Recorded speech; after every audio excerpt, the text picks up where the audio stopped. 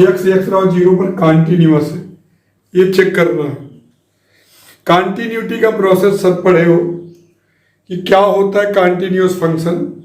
कोई भी फलन एफ एक्स कॉन्टिन्यूअस फलन कहलाता है, सतत फलन कहलाता है यदि limit x tends to f x का अस्तित्व हो और इसका मान एक्स बराबर ए पर फलन के मान के बराबर हो। यानी कि limit x tends to a f x exist करे और इसकी जो वैल्यू आवे वो एक्स बराबर यानी कि एफ ए के बराबर आ जाए। यानी कि कुल मिलाकर आप ये समझिए लिमिट एक्स टेंड्स टू ए, तो समझ लीजिए फलन जो है कॉन्टिन्यूअस है, एक प्रकार से राइट है, ये एग्जिस्ट तब करता है जब राइट एलिमेंट कोई मान है तभी मिलेगा जब एग्जिस्ट करेगा, राइट एलिमेंट लेफ्ट एलिमेंट के बराबर हो और साथ में। एक प्रकार से इसका मतलब ये होता है कि किसी भी फलन का अगर हम ग्राफ खींचे किसी भी बिंदु पर टूटे ना, ब्रेक ना हो, तो समझ लीजिए कि अगर किसी बिंदु पर टूट गया तो समझ लीजिए उस बिंदु पर डिसकंटिन्यूअस। आप मॉड के बारे में सभी लोग जानते हो कि एफ एक्स बराबर मॉड ऑफ एक्स बराबर क्या होता है, एक्स जब एक्स 0 या 0 से बड़ा हो, रेड एक्स जब एक्स 0 से छोटा। अब 0 पर चेक करना है तो राइट हैंड लिमिट हम लोग करते हैं, limit x tends to 0 plus f x, तो limit x tends to 0 f 0 plus h. अब 0 प्लस एच किस में रखेंगे, ऊपर वाले में, क्योंकि 0 से बड़ा है तो 0 प्लस एच रखेंगे, limit x tends to 0, x की जगह 0 प्लस एच निकालेंगे, limit x tends to 0 minus f x, limit x tends to 0 f 0 minus h. 0 से कम है तो नीचे वाले में रखेंगे तो माइनस 0 माइनस एच, तो एच आ जाएगा, एच की जगह 0 तो 0 और इक्वल पे ये 0 पे तो 0 आएगा ही। तो right hand limit is equal to left hand limit is equal to f 0। अतः दिया हुआ फलन एक्स बराबर 0 पर एक सतत फलन है, कॉन्टिन्यूअस फंक्शन है। एक थैले में 5 लाल और 3 काली गेंदें हैं। एक थैला है जिसमें 5 लाल मतलब रेड और 3 काली गेंदें हैं यानी ब्लैक। एक गेंद यदि इच्छा थैले से निकाली जाती है, निकाली गई गेंद के काली होने की प्रायिकता, रेंडमली एक बॉल निकाली जाती है इससे और उसके ब्लैक होने की प्रोबेबिलिटी ज्ञात करनी है। आप जानते हो यहाँ ब्लैक कितनी है गेंदें, 3 और कुल गेंदें कितनी है 8, तो प्रायिकता क्या होगी 3/8। यानी कि ये देखा जाता है कि अनुकूल स्थितियां कितनी है, आपके फेवर में कितनी है और टोटल कितनी है पॉसिबिलिटी। तो यहाँ एन ए बराबर होगा 3 गेंदें, एक गेंद निकालिए 3C1 दैट इज 3 और एन एस है कुल गेंदें कितनी 8C1 कुल स्थिति 8, तो प्रायिकता होगी required probability p a equal to n a upon n s 3/8, तो यही हो गई प्रायिकता। अगला क्वेश्चन है आज का, इससे जो है x और y का मान निकालना है। आप जानते हो मैट्रिक्स में 2 का मल्टीप्लाई करेंगे सब में मल्टीप्लाई हो जाएगा, 2 1 जा 2, 2 3 जा 6, 2 0 जा 0, 2x, यहाँ हो जाएगा y 0 1 2 5 6 1 8।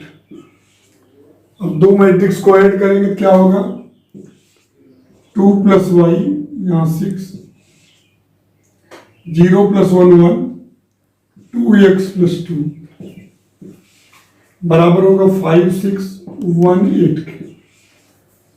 कंपेयर करेंगे बच्चों 2 प्लस वाई इक्वल टू 5, क्योंकि 2 मैट्रिक्स अगर बराबर होते हैं तो उनके करस्पॉन्डिंग एलिमेंट इक्वल होते हैं। तो यहाँ 2 प्लस वाई क्या हो जाएगा 5 6, तो 6 के बराबर 1, 2x प्लस 2 हो जाएगा 8, 2x बराबर 8 माइनस 2 6, x बराबर 3, तो x बराबर 3 और y बराबर 3। इसके पहले वाली मैच सैटरडे को कि संयुक्त फलन क्या होता है। दो फलनों का संयोजन मैंने किया था, composition of two functions. Gof और फॉग का मतलब होता है, गॉफ का अर्थ होता है g of f x, gof g of f x. तो जी ऑफ एफ एक्स है तो पहले देखिए एफ एक्स की वैल्यू यहाँ रख दो। एफ एक्स की वैल्यू क्या है, eight x cube, right. F x का मान हमने रख दिया eight x cube, gof x g of f x, f x की value eight x cube रख दी। अब आपको चाहिए, देखिए जी एक्स का मान है एक्स की पावर 1/3, एक्स की जगह कौन आ गया है, ए टी एक्स क्यूब। तो जहां एक्स है वहां ए टी एक्स क्यूब रखेंगे, तो ए टी एक्स क्यूब की पावर 1/3, तो 8 की पावर 1/3, 3 की पावर, देखिए एक्स की पावर 3 गुणे 1/3, 8 का की पावर 1/3 हो गया 2, यहाँ 3 से 3 कट गया, एक्स 2x आ गया। तो मेरी बात फिर से ध्यान समझिएगा, गॉफ का अर्थ होता है g of f x, f x की वैल्यू क्या है eight x cube, g of f x है एक्स की पावर 1/3, एक्स की जगह ए टी एक्स क्यूब रख दिए, तो यहाँ भी ए टी एक्स क्यूब। तो 8 की पावर 1/3 2 होता है, एक्स की पावर 3 की पावर 1/3 से 3 कैसे 2x। और फॉग का अर्थ होता है फॉग एक्स या fog f of g x, इसी से व्यक्त कर दे इसको। एफ ऑफ जी एक्स का अर्थ होता है जी एक्स की वैल्यू रखिए, जी एक्स की वैल्यू क्या है एक्स की पावर 1/3। अब जी एक्स की वैल्यू एक्स की पावर 1/3 जो यहाँ है रख दीजिए। अब आपको चाहिए एफ एक्स की पावर 1/3, एफ एक्स की वैल्यू है ए टी एक्स क्यूब, जहाँ एक्स है वहाँ एक्स की पावर 1/3 रखना है। इसमें तो 8 तो रहेगा ही, एक्स की जगह 1/3, 1/3 की पावर 3, 3 से 3 कैंसिल, ए टी एक्स आ गया। तो इस तरीके से गॉफ और फॉग निकाला जाता है। और कभी कभी ये प्रूफ करना रहता है gof is not equal to fog, तो आराम से आप कर सकते हो कि 2x आया है 8x। एक बार फिर समझ लीजिए, गॉफ है तो जी ऑफ एफ एक्स हुआ, एफ एक्स की वैल्यू क्या है ए टी एक्स क्यूब रख दिए। अब जी एक्स बराबर एक्स की पावर 1/3, तो जी एक्स की पावर एक्स की जगह रखेंगे A T x cube, A T x cube की पावर 1/3, हल करिए 2x। फॉग का है एफ ऑफ जी एक्स की वैल्यू एक्स की power 1/3 F x A T x cube, तो जहां एक्स है वहां एक्स की पावर 1/3, 3 से 3 कैंसिल, ए टी एक्स। तो इस तरीके के क्वेश्चन आप कर सकते हैं। सिद्ध कीजिए यदि ई और एफ दो स्वतंत्र घटनाएं, इंडिपेंडेंट इवेंट्स हैं। तो अगर ई और एफ स्वतंत्र घटना है तो क्या आप जानते हो, पी ई इंटरसेक्शन एफ बराबर पी ई इंटू पी। पढ़े हो आप लोग इसको, ध्यान दीजिएगा। कंडीशनल प्रोबेबिलिटी के बाद इसको प्रूव कराए थे कि यदि सिद्ध कीजिए यदि ई और एफ दो स्वतंत्र घटनाएं हैं तो ई और एफ डैश भी स्वतंत्र घटनाएं हैं। यानी कि हमको प्रूव क्या करना है, ई और एफ डैश स्वतंत्र घटनाएं, हमको ये सिद्ध करना P into P F dash. E और एफ दो स्वतंत्र घटनाएं हैं, हमको सिद्ध करना है ई और एफ डैश भी दो स्वतंत्र घटनाएं हैं। ई और एफ स्वतंत्र घटनाएं तो पी ई इंटरसेक्शन एफ बराबर P into P F. E और एफ डैश भी स्वतंत्र घटनाएं हैं तो P E intersection F dash बराबर P into P F dash prove करना है। अगर आपको याद हो P E intersection F dash का अर्थ होता है P E minus P intersection F, बताए थे हमें, अगर याद हो आपको। नहीं याद होगा तो वेन आ रही है कैसे बना लीजिएगा। देखिए ए ई है ए एफ है, राइट। ई इंटरसेक्शन एफ डैश है, यानी कि ई तो हो लेकिन एफ वाला ना हो, यही वाला होगा। ए वाला होगा तो पूरे पी में से इसका इंटरसेक्शन घटा दो, ई घटे लेकिन एफ ना घटे, तो P minus P E intersection F. अब ध्यान दीजिए, इसी को बोलते हैं P E intersection F dash, और इसको P F intersection E dash, और ये पी ई इंटरसेक्शन एफ है। तो मेरी बात ध्यान दीजिएगा, तो यहाँ यानी कि इसमें पी में से इंटरसेक्शन वाला घटा दीजिए, P E intersection F dash. और ई और एफ स्वतंत्र घटना दी गई तो इसको हम लिख सकते हैं P E into P F. दोनों में पी कॉमन ले लिए तो बचा 1 माइनस पी एफ, और 1 माइनस पी एफ को हम लिख सकते हैं पी एफ डैश। तो आपने प्रूव कर लिया P E intersection F dash बराबर P E into P F dash. इसका मतलब ई, और जब पी ई इंटरसेक्शन एफ को पी इंटू पी एफ लिखते थे आप कहते थे ई और एफ स्वतंत्र घटना है, यहाँ ई और एफ डैश है तो इसको ये लिख दिए, तो इसका मतलब हम लिखेंगे ई और एफ डैश भी इंडिपेंडेंट इवेंट्स हैं। इस तरीके से आप इसका प्रूव कर सकते हो, क्योंकि ये देखिए पी एफ डैश का मान होता है, जानते हो आप लोग, 1 माइनस पी एफ। फिर से देखिए पी इंटरसेक्शन एफ डैश का सूत्र P minus P intersection F, देखो यही है, इंटरसेक्शन वाला हिस्सा घटा देंगे और पी इंटरसेक्शन एफ को पी इंटू पी एफ लिख देंगे। इसके बाद 1 माइनस पी एफ हो जाएगा, तो इसी को पी एफ डैश, और जब ये इसके बराबर हो गया तो कह सकते हैं ई और एफ डैश परस्पर जो है स्वतंत्र घटना है। किसी को दिक्कत पावर ए की power 3x plus B power 2x, यही है ए की पावर 3x प्लस बी की पावर 2x। आपको ए और बी को विलुप्त करके एलिमिनेट करके अवकल समीकरण बताना है। y बराबर ए की पावर 3x प्लस बी की पावर -2x। ए और बी को आपको गायब करना है, एलिमिनेट करके आपको अवकल समीकरण निकालना है, डिफरेंशियल। तो मैंने ये भी तरीका आपको सिखाया हूं, तो देखिए कैसे करते हैं। Differentiating with respect to x D D x of y, a की पावर 3x का होगा 3a की पावर 3x चलेगा, और इसका फिर से करेंगे तो -2b की पावर -2x। तो देखिए बच्चों कैसे इसको सेट करते हैं हम, देखिए यहां से इसकी वैल्यू रख देते हैं, जैसे लिखेंगे d D x of y बराबर 3a की पावर 3x, यहाँ -2 बाहर कर देंगे b की पावर 2x, और b की पावर 2x का मान वहां से लिख सकते हैं समीकरण 1 से, y माइनस ए की पावर 3x। दो ही बार अवकलन कर सकते हैं क्योंकि 2 से चचर है, 3a की पावर 3x -2, इसको लिख सकते हैं y माइनस ए की पावर 3x, पावर -2x को लिखेंगे y माइनस ए की पावर 3x। ब्रेकर तोड़ते हैं, D D x of y 3a की power 3x -2y plus 2a की पावर 3x, 3 2 5 हो गया, d D x of y 5a की पावर 3x -2y। अब फिर differentiating with respect to x, तो हो जाएगा d2y dx2, 15, इसको 3 को बाहर कर दिए 3, और 5a की पावर 3x, यहाँ -2 d D x of y. अब देखिए इसकी वैल्यू हम यहां से रख सकते हैं समीकरण 2 से, 5a की पावर 3x को d D x of y plus 2y। सबसे सरल तरीका ये है, ये इसका मान d D x of y plus 2y, right side लिख दीजिएगा इसको, 5a की पावर 3x बराबर d D x of y plus 2y -2 d D x of y. Breaker तोड़ेंगे, d2y dx2 3 d D x of y, 3 2 6y -2 d D x of y. तो हो जाएगा d2y dx2 बराबर d D x of y plus 6y, इधर बुला लीजिए, d2y dx2 minus d D x of y -6y बराबर 0। इस तरीके से फिर ए और बी को गायब करना है, 2 बार ही इसको जो है अवकलन हम कर सकते हैं। D D x of y करेंगे 3a की पावर 3x -2 बाहर आ जाएगा, फिर b e की पावर 2x, 2x का 2 यही बाहर आ गया। अब b की पावर 2x का मान यहां से रखते हैं, y माइनस ए की पावर 3x। अब इससे एक ही स्वेच्छ अचर रह गया ये, फिर से अवकलन किए 3 पहले आ जाएगा, और यहाँ 2i का 2 d D x of Y.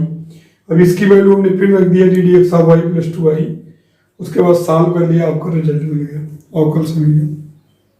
Question number 8, x Y और जेड अक्षों की दिक्कोज्जाएं। दिक्कोज्जा सब जानते हो, एक्स अक्ष से कितना कोण बनाता है 0 डिग्री, तो cos 0 डिग्री हुआ, L बराबर हुआ, देखिए एक्स अक्ष की दिक्कोज्जा cos 0 डिग्री, एक्स अक्ष से 0 डिग्री कोण बनाता है।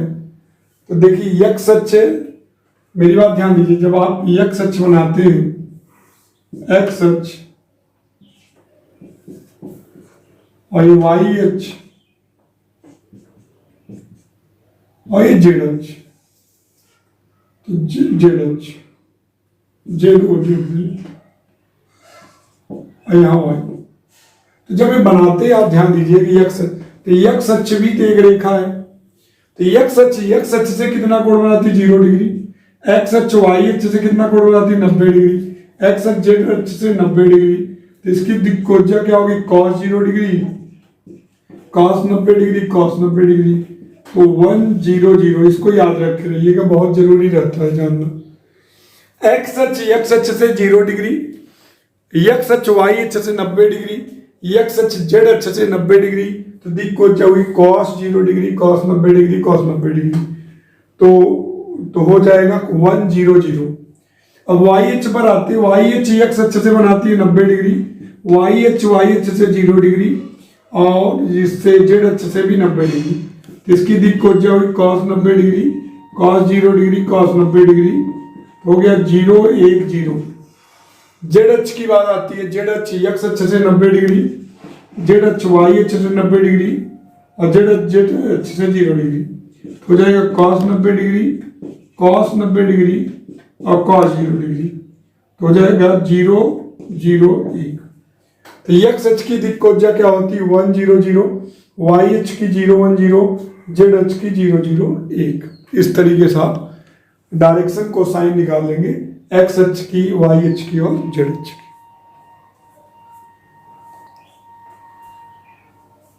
में नियम नंबर है r क्रॉस मतलब रियल नंबर के लिए क्रम विनिमय नियम को फॉलो नहीं करेगा। हर बच्चा ध्यान देगा, कोई भी रियल नंबर हम रख भी सकते, वैसे भी चेक कर सकते। जैसे मान लीजिए 2 3 रख दिए, 2 3 तो रियल नंबर है ना, तो 2 स्टार 3 लगाएंगे, तो इसमें लगाइए, क्योंकि a स्टार b बराबर क्या है a प्लस 2b, तो 2 स्टार 3 लगाएंगे तो 2 प्लस 2 गुणे 3, a की जगह 2 b की जगह 3, तो 2 प्लस 6 आएगा 8, और 3 स्टार 2 लेंगे, क्या होगा 3 प्लस 2 इंटू 2, 3 प्लस 2 2 4 7 है, तो 2 star 3 is not equal to 3 star 2। यानी जाहिर सी बात है कि क्रम विनिमय नियम को फॉलो नहीं करेगा, क्योंकि a star b is not equal to b star a। तो इसका मतलब क्रम विनिमय नियम को फॉलो नहीं करेगा। वैसे भी आप जानते हो a star b a plus 2b है, तो b star a b plus 2a आ जाएगा। तो कोई भी नंबर ले सकते हो, 5 6 ले सकते हो, कुछ भी ले लो। तो आप देखिए 5 6 में नियम लगाते, मान लीजिए 5 6 होता तो 5 स्टार 6 लेते, तो 5 प्लस 2 इंटू 6, a की जगह 5 b की जगह 6, 5 प्लस 12 17, और 6 स्टार 5 लेंगे तो 6 plus 2 into 5, 6 plus 5 two 10 16, 5 star 6 is not equal to 6 star 5। अतः क्रम विनिमय नियम को फॉलो नहीं करेगा। लेकिन का वेक्टर बी पर प्रक्षेप क्या होता है, सूत्र सब जानते हो, वेक्टर ए डॉट बी बटे mod of B. Vector A का वेक्टर बी की दिशा में प्रक्षेप क्या होता है, वेक्टर ए डॉट बी बटे मॉड ऑफ बी, यानी ए डॉट बी निकाल लें हम पहले। ए डॉट बी मतलब 2i cap plus 3j cap plus 2k cap dot i cap plus 2j cap plus k cap, तो 2 आएगा, 2i dot plus 3j cap dot j cap और plus 2k cap dot k cap, क्या आएगा 2 plus यहाँ 3 6 आएगा और 2, तो 2 plus 6 plus 2 10 है, 6 2 8 2 10, 2 1 2 3 2 जैसे 2 1 2।